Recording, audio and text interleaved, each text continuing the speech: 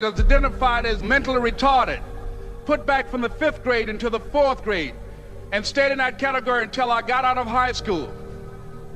I don't have any college training, but I met a high school teacher who one day changed my life. I was waiting on another student, and when he came in, he said to me, "Young man, go to the board and write what I'm about to tell you." And I said, I can't do that, sir. He said, "Why not?" I said, "I'm not one of your students." He said, "It doesn't matter, follow my directions now." I said, "I can't do that, sir." He said, "Why not?" I said, "Because I'm educable mentally retarded." And he came from behind his desk and he looked at me. He said, "Don't ever say that again. Someone's opinion of you does not have to become your reality." And as he talked, my heart began to beat fast. Tears began to run down my eyes, and I was in the back just listening to him, because the speech he was giving, that speech was for me. And he said, "Les Brown," he said, "if you want to do anything worthwhile in life, you've got to be hungry." I told Mr. Washington I wanted to become a disc jockey.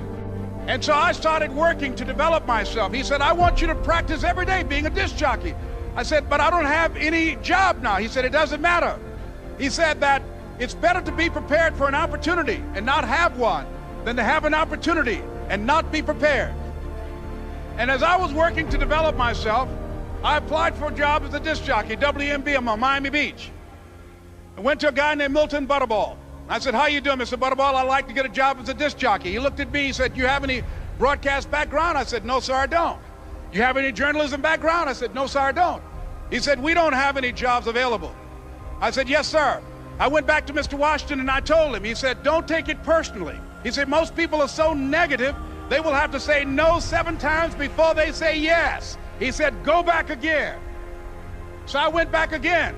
I said, "How you doing, Mr. Butterball? My name is Les Brown." He said, "I know what your name is. What do you want?" I said, "I'd like to know whether or not you have any jobs as a disc jockey, sir." He said, "Didn't I just tell you yesterday we didn't have any jobs?" I said, "Yes, sir, but I know whether or not somebody got laid off or somebody was fired, sir." He said, "No one was laid off or fired. Now get on out of here." I came back the next day like I was seeing him for the first time. I said, "Hello, Mr. Butterball, how are you?" He looked at me with rage. He said, "Go get me some coffee." I said, "Yes, sir." And I went to get him some coffee.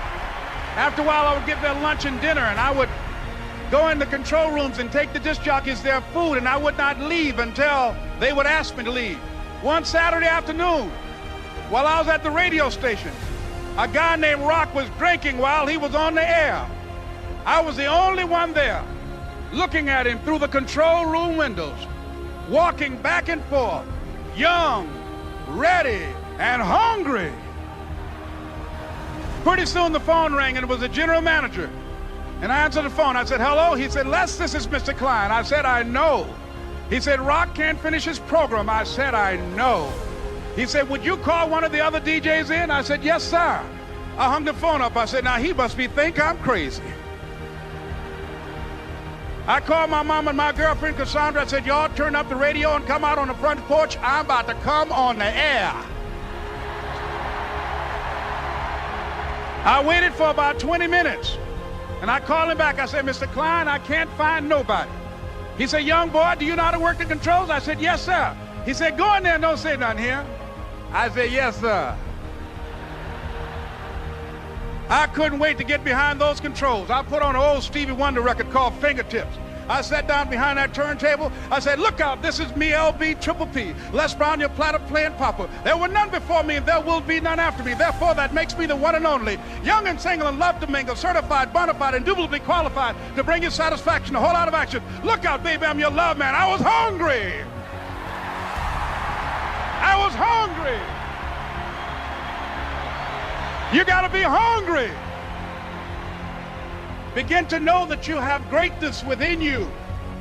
And if just one of you here begin to envision yourselves as being blessed and highly favored to reach your goals, if just one of you capture the essence of what that means, that you have greatness within you and a responsibility to manifest that greatness, that you can make your parents proud, you can make your school proud, You can touch millions of people's lives, and the world will never be the same again because you came this way.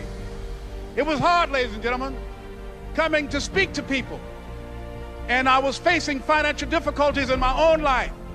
I was behind on my bills and my dreams, and I'm saying to them, you can live your dream. It was hard, ladies and gentlemen. It was very difficult to pick myself up each day believing that I could do it. There were times that I doubted myself. I used to ask myself, can I do this? And something said within me, you're the one. Don't give up on your dream. By continuing to push forward, by continuing to run toward my dream, that one day I would have my own talk show. It's a long shot, ladies and gentlemen, from Liberty City, an abandoned building on a floor, never knowing my mother or father. It's a long shot. Being here with you today in this dome in Atlanta, it's a long shot. No college training, labeled educable, mentally retarded, but I kept running toward my dream. Don't stop.